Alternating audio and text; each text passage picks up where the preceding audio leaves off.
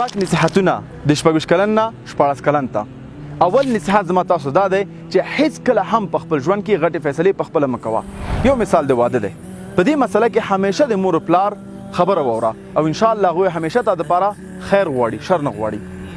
دویم نصیحت زما تاسو دا دی چې خپل ځان دپاره یو رول ماډل زده کړه، بدون د شک نه چې رسول الله صلی الله علیه وسلم زموږ رول ماډل دی چې هغه هر څه کړي دي د هغه په قدم من قدم کېدو. لیکن دا مهمه ده چې اوسني عصر کې د یو انسان ځان ته رول ماډل ټاکي څوک چې انشاءالله ښه مسلمان دی، او دا هم په یاد وساته چې هغه انسان دی، هغه نه اشتباه کیدی شي.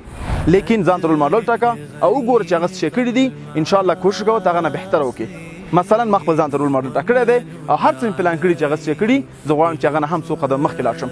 تاسې همداسې په خپل ژوند کې یو رول ماډل ټاکه، مهم نه تا سره نږدې وي بلکې لرې هم وي، کارونه تعقیب کوه، کوشش کوه چې هغه څه کړي دي هغه هم ته وکړي، هغه نه بهتره نور کارونه هم چا نه وکړي.